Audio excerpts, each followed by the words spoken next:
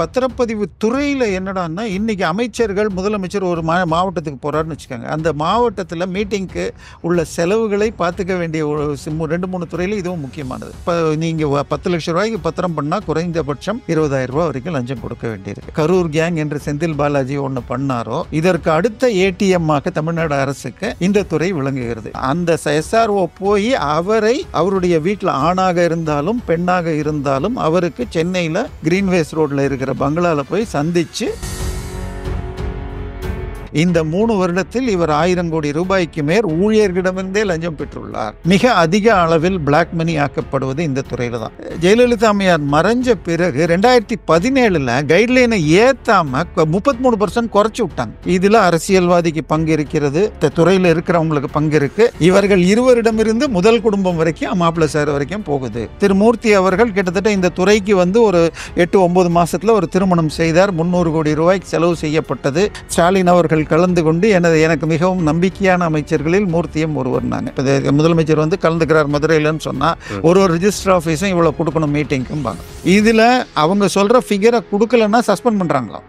இவர் சொல்லி சில டாக்குமெண்ட்டுகள் மாற்றி பண்ணி அதில் ஊழியர்கள் சில அதிகாரிகள் மாட்டிக்கிட்டு ரவீந்திரநாத் ஒரு இவர் சஸ்பெண்ட் ஆகிருக்கார். பட் அவரை காப்பாற்றல, இவர் சொல்லி தான் அவர் செஞ்சிருக்காருங்கிறாங்க. யாரெல்லாம் லஞ்சம் வாங்குகிறார்களோ, யாரெல்லாம் போலீஸுக்கு போய் மாட்டிக்கொள்கிறார்களோ அவர்கள் எல்லாம் தியாகிகள் ஆகிறார். சென்ற ஆட்சி அதிமுக தோற்றதுக்கு என்ன காரணம்னு பார்த்தீங்கன்னா 3 முக்கியமான வழக்குகள்னு சொல்லலாம். ஒன்று சாத்தான்குளத்தில் அந்த இறந்தது, 2வது உங்களுக்கு தூத்துக்குடி ஸ்டெர்லைட், 3வது பொள்ளாச்சி. இப்போ இது 3க்கும் ஈக்குவலண்ட் இப்ப திருப்பி நடந்துட்டு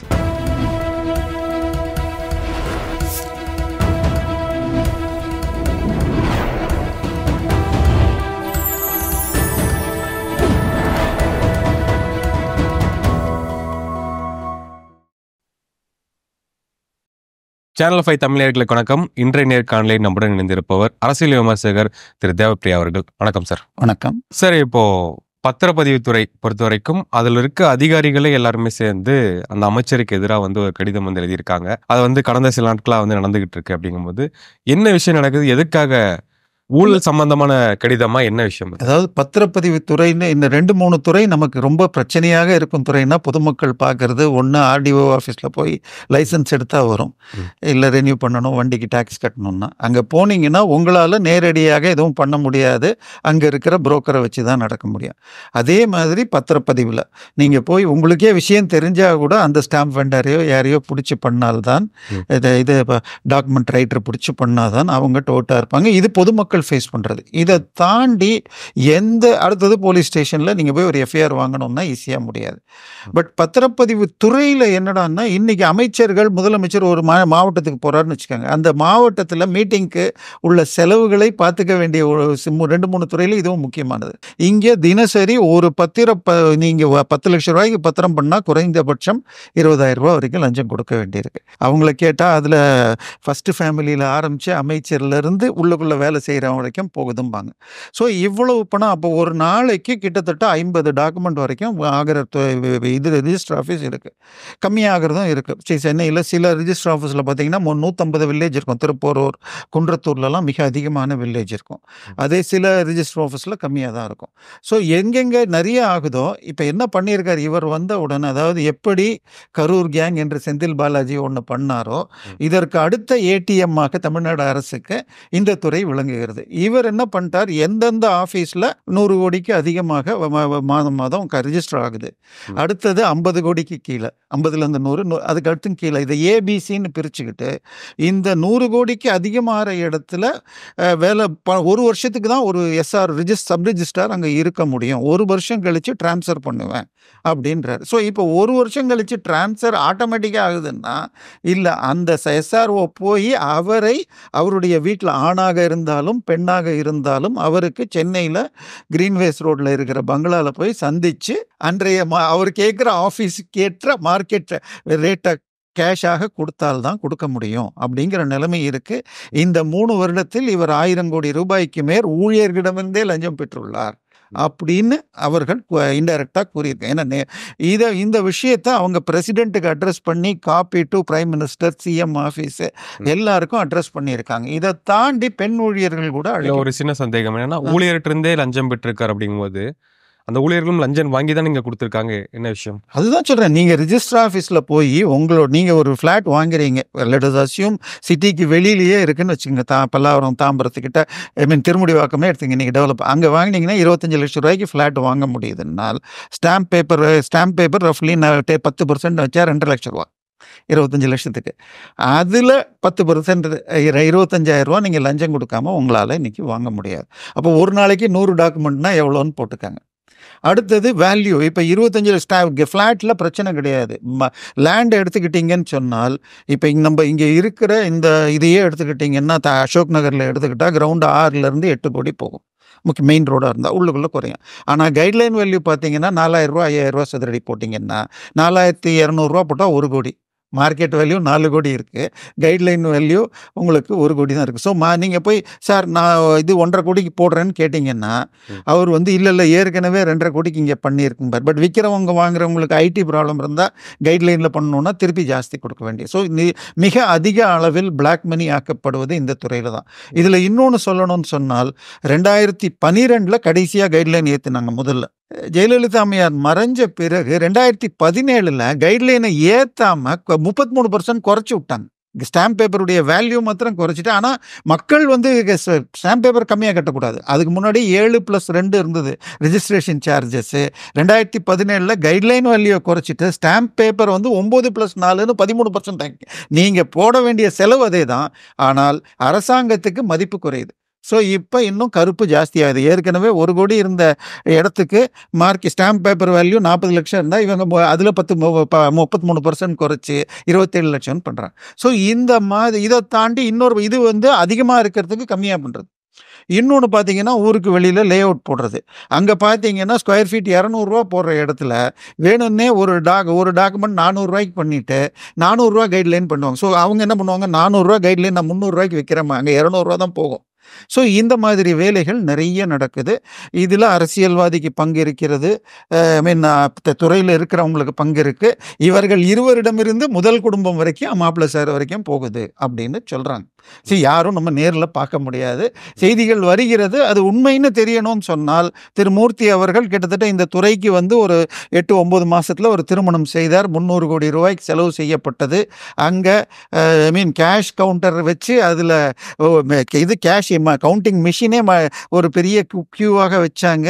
பிரியாணி வெரைட்டி ஆஃப் சாப்பாடு கவுண்டர் போட்டு லட்சக்கணக்கான பேருக்கு கொடுக்கப்பட்டது. அங்கே போய் திரு ஸ்டாலின் அவர்கள் கலந்து கொண்டு எனக்கு மிகவும் நம்பிக்கையான அமைச்சர்களில் மூர்த்தியும் ஒருவர்னாங்க. அதுக்கப்புறம் மதுரையில் ஒரு 400 கோடி ரூபாய்க்கு ஒரு மேரேஜ் ஹால் கட்டுறதாக ஒரு நியூஸ் வருது.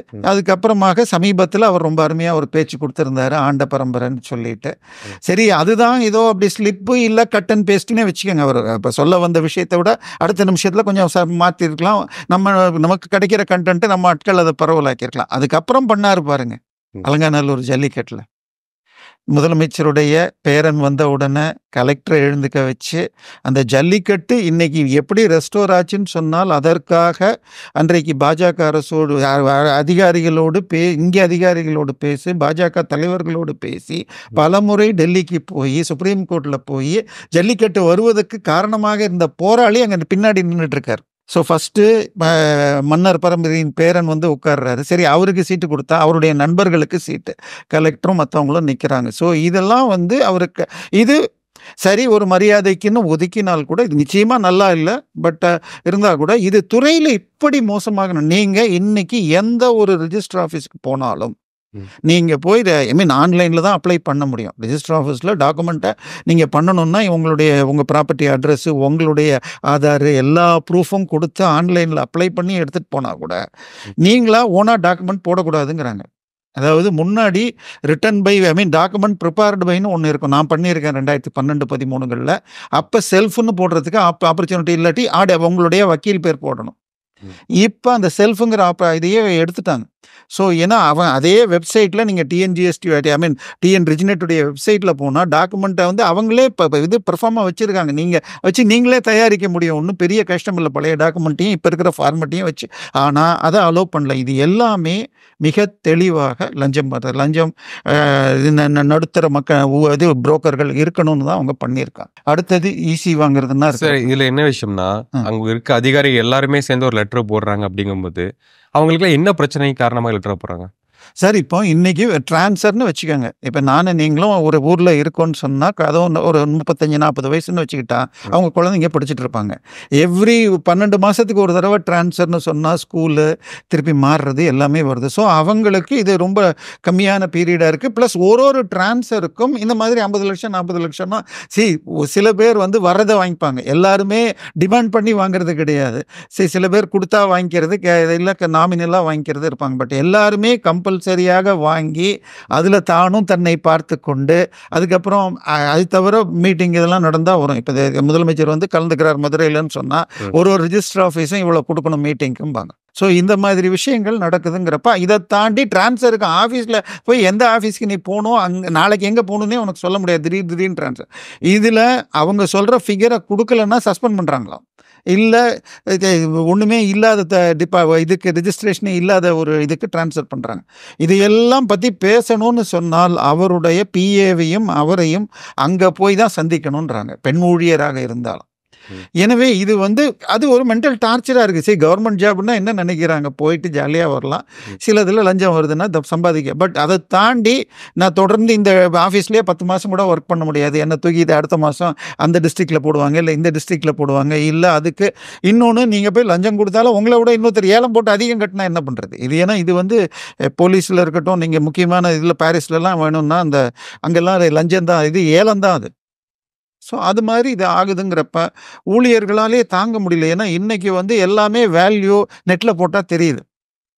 ஸோ நீங்கள் கம்மியாக போட்டாலும் ஜாஸ்தியாக போட்டாலும் மாட்டிக்கிறது. இதை தாண்டி சில கேஸ்களில் இவர் சொல்லி சில டாக்குமெண்ட்டுகள் ஓனர் மாற்றி பண்ணி அதில் ஊழியர்கள் சில அதிகாரிகள் மாட்டிக்கிட்டு ரவீந்திரநாத் ஒரு இவர் வந்து சஸ்பெண்ட் ஆகிருக்கார். பட் அவரை காப்பாற்றல, இவர் சொல்லி தான் அவர் செஞ்சுருக்காருங்கிறாங்க.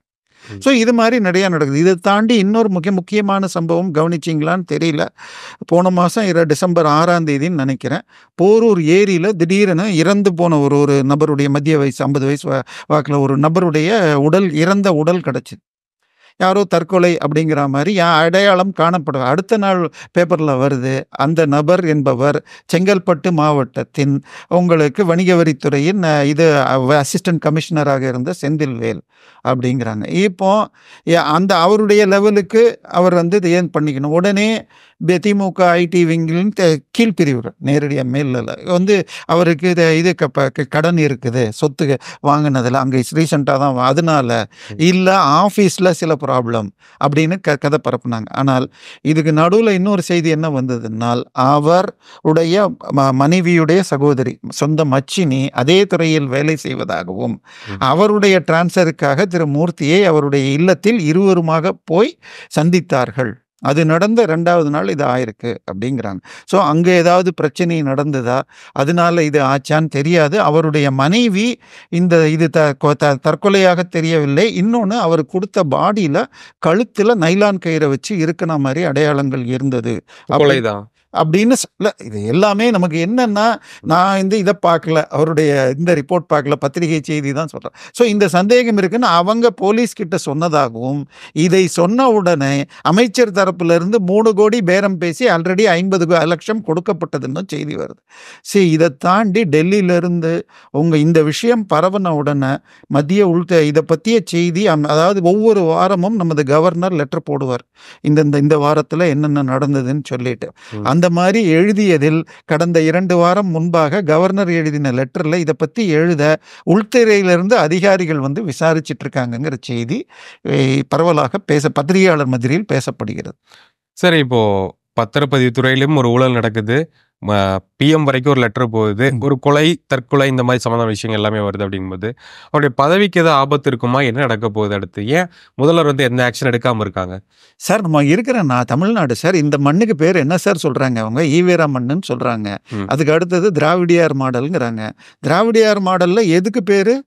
தியாகம், ஊழல் செஞ்சு லஞ்சம் பங்கி இது வாங்கின ஜெயிலுக்கு போனால் அதுக்கு பேர் தியாகம்னாரா? இல்லை, நான் சொல்ல, முதலமைச்சர் தானே சொன்னார். மிசா காலத்தில் இதை விட அதிகமான தியாகம் செய்தார் தம்பி செந்தில் பாலாஜின்னு தானே சொன்னார். அப்பாவு அவர்கள் அண்ணா பல்கலைக்கழகத்தில் அந்த பாலியல் துன்புறுத்தல் செய்த அந்த நபரை தம்பி ஞானசேகரன்னு பேசுகிறார்.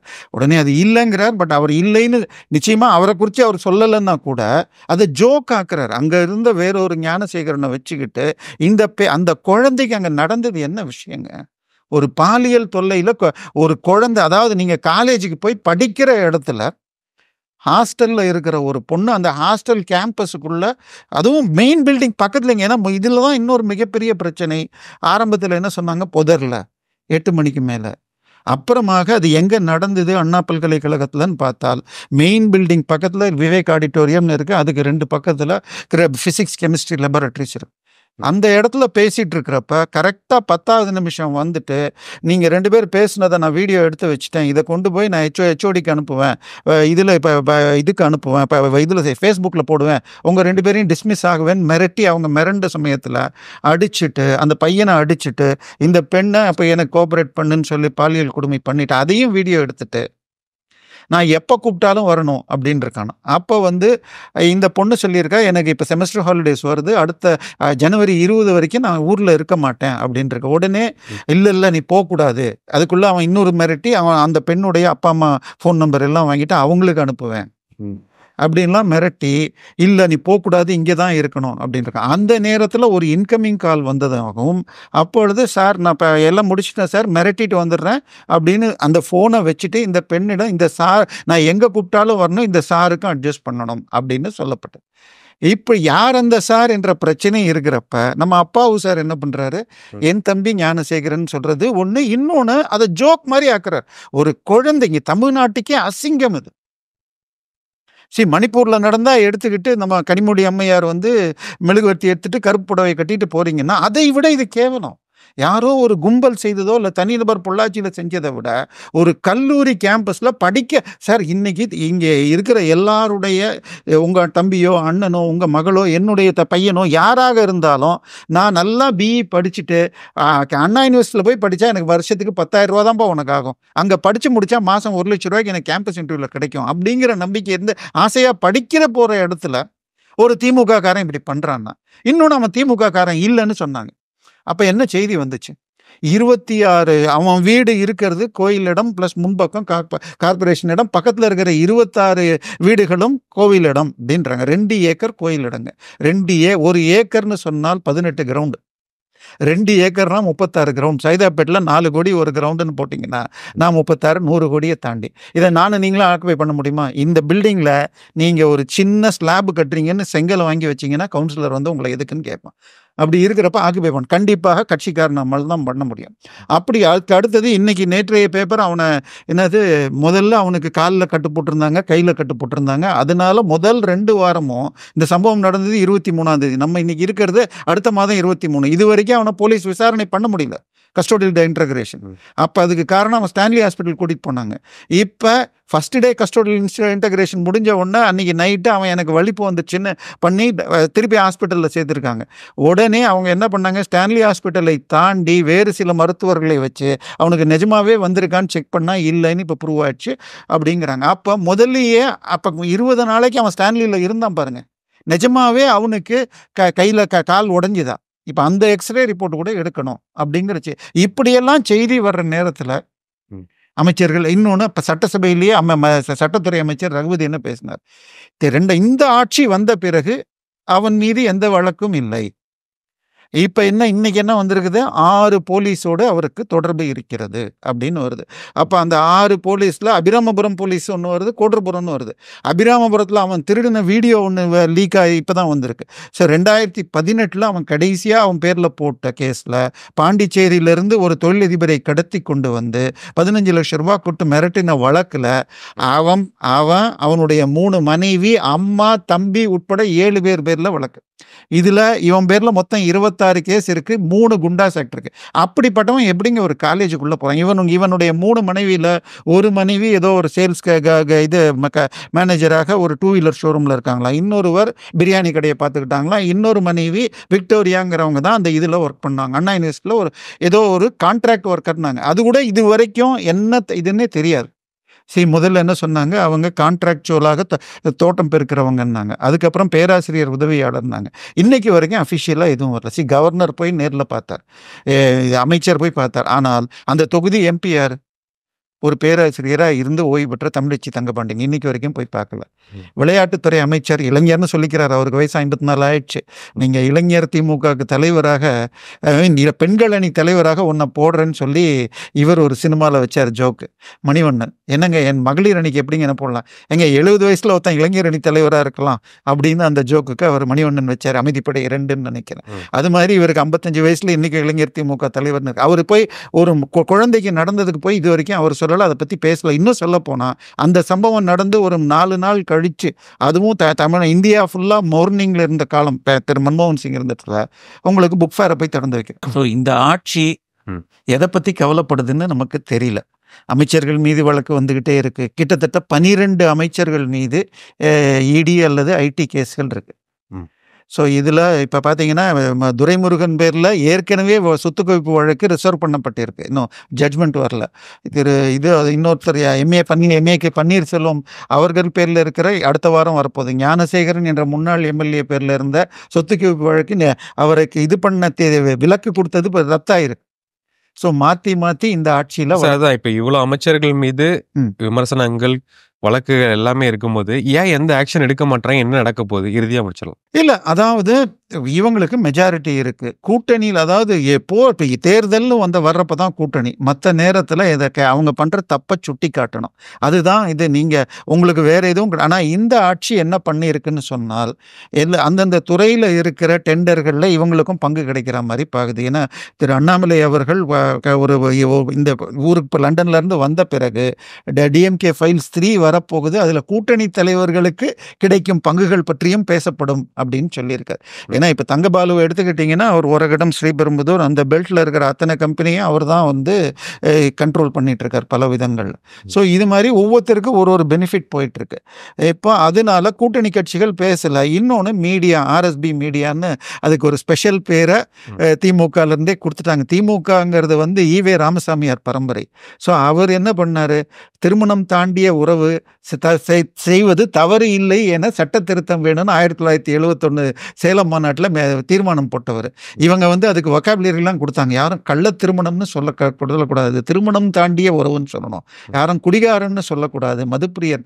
அது மாதிரி யாரெல்லாம் லஞ்சம் வாங்குகிறார்களோ, யாரெல்லாம் போலீஸுக்கு போய் மாட்டிக்கொள்கிறார்களோ அவர்கள் எல்லாம் தியாகிகள் ஆகிறார்கள். அதனால இதெல்லாம் மக்கள் பார்த்துக்கிட்டு இருக்காங்க. சென்ற ஆட்சி அதிமுக தோற்றதுக்கு என்ன காரணம்னு பார்த்தீங்கன்னா 3 முக்கியமான வழக்குகள்னு சொல்லலாம். ஒன்று சாத்தான்குளத்தில் அந்த இறந்தது, 2வது உங்களுக்கு தூத்துக்குடி ஸ்டெர்லைட், 3வது பொள்ளாச்சி. இப்போ இது 3க்கும் ஈக்குவலண்டாக இப்போ திருப்பி நடந்துட்டு இருக்கு.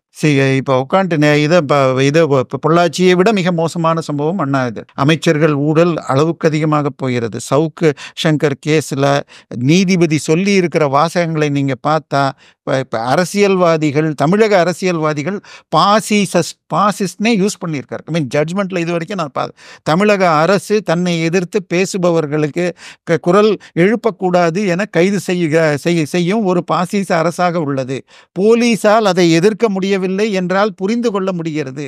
ஆனால் மாஜிஸ்ட்ரேட்டுகள் ஏன் இந்த கைதுகளை அனுமதித்தார்கள் அப்படின்னு கேட்டிருக்காங்க. நேற்றைக்கு பார்த்தீங்கன்னா, இன்னைக்கு காலையில் பேப்பரில் இதே மாதிரி இன்னொரு வழக்கில் கிட்டத்தட்ட 8 மாசமா ஒருத்தர் இதில் இருக்கார், குண்டர் சட்டத்தில்.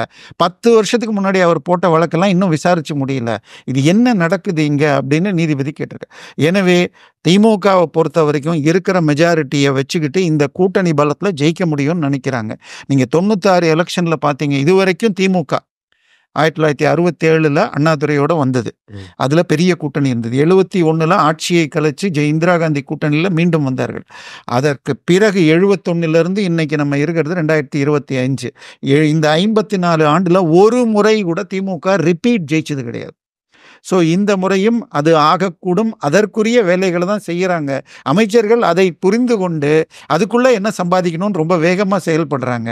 பட் முதலமைச்சர் நான் 200க்கு 200ன்னு சொல்லிட்டு இருக்கார். மக்கள் தன்னுடைய குரலை சரியான நேரத்தில் எழுப்புவார்கள் என்று நம்பலாம். Okay sir. தொடர்ந்து பேசுவோம். நேர்காணலுக்கு மிக்க நன்றி. வணக்கம்.